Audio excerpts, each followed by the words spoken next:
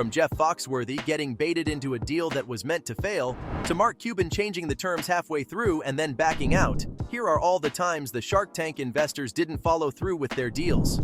Now, failed deals on Shark Tank are more common than you'd think. Take, for instance, the Hillbilly clothing brand.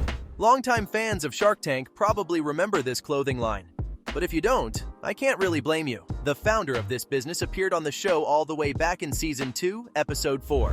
Apparently, he had the bright idea that he wanted to make clothing designs that appealed to one specific demographic: truckers. Now, I've got to give it to the business owners. They definitely made the brand seem appealing. When they appeared on the show, they went on about how they've been raking in dough.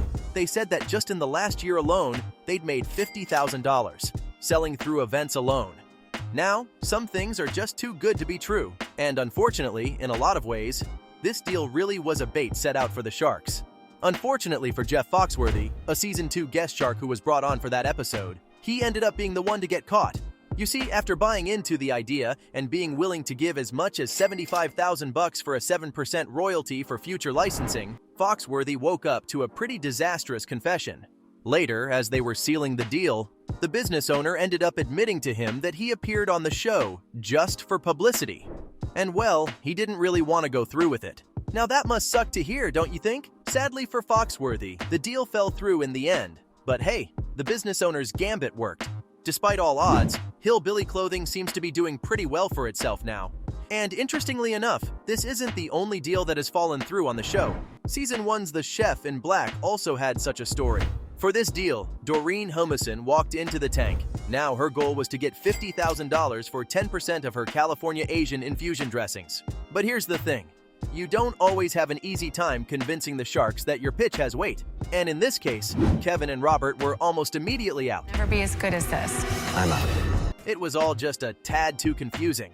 Damon and Kevin followed with only Barbara Corcoran left. But here's the thing. She liked Doreen and felt like there was something that could be done here. Despite fears that the death rate in the food industry is high, she offered $50,000 for a 40% equity stake. You can offer for your $50,000 for 40% of your business. 40%. Doreen made a counteroffer at a 35% stake, and they shook hands. But that was just the start of their troubles. You see, even though they might have seen eye to eye in the tank, Barbara and Doreen started locking heads as soon as it came time to make future business decisions. I mean, these two couldn't agree on anything. Barbara didn't want the focus to just be on salad dressing bottles, but that was the idea Doreen started out with, and she wasn't planning on changing it now.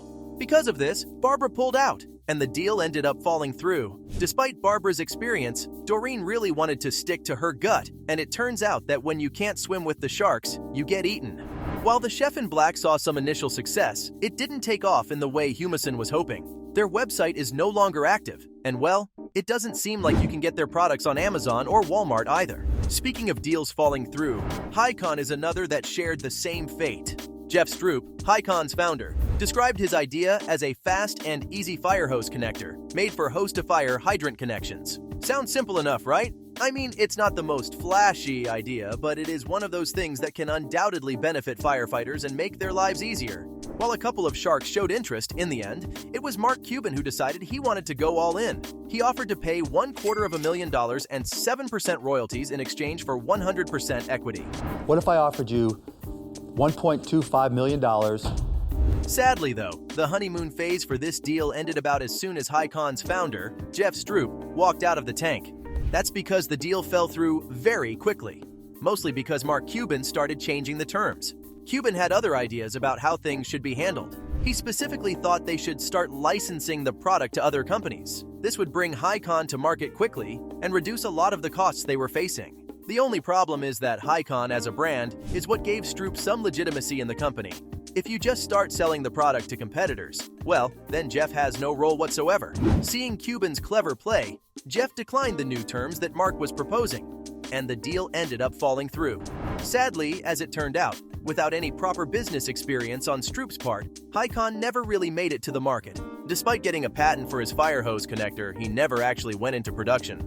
I guess taking the deal might have just been the better option for him. By now, it should be clear that, when it comes to Shark Tank, deals falling through are a lot more common than you'd think. Consider Beam, for instance. Entrepreneur Doug Foreman brought his unique idea for a kitchen utensil made for spraying butter in front of the sharks in Season 8, Episode 4. Now, from the sounds of it, this utensil is one of those things you never really knew you needed. But once you start using it, well, you can't imagine seeing yourself without it ever again. And so Lori Greiner decided she wanted to be a part of this new so-called Beam revolution. She raised $500,000 in return for 14%. Sounds pretty good, right? Well, if you're hearing about it in this video, I'm sure you can guess what happens next. Yep, Beam didn't really take off. In fact, its downfall started pretty much as soon as its initial Kickstarter campaign. It turns out that the business owner's butter spraying aspirations didn't pan out the way he was hoping. The first prototype of the device didn't work all that well. This led to a bunch of Kickstarter campaigns getting mad about it and calling Doug out. Many of them ended up launching complaints to the Better Business Bureau, citing faulty and delivered products as the reason. No surprise, Lori pulled out too, and the deal fell through. Probably because she saw such a huge fiasco coming from a mile away. I mean, if your whole idea is to make a device that's great at spraying butter, at least make sure it can do that, you know? Beam's website is still up today, but all their products have been sold out for years and will likely never get restocked. That said, sometimes the sharks let great deals slip from right under their hands. Hammer & Nails is an amazing example of this. This business, owned by Michael Elliott, aimed to put the man in manicure. The idea was to create a man cave-styled nail salon and expand it nationwide. While the sharks loved Michael's life story, they just couldn't get behind the idea for the business. He walked out of the tank without a deal, but with a dream to prove the sharks wrong. And well, by 2021, he had 12 franchises in addition to the original store he walked into the tank with. The company's worth a whopping $100 million nowadays. So hey, it seems like he did well for himself even without the sharks. And he's not the only one.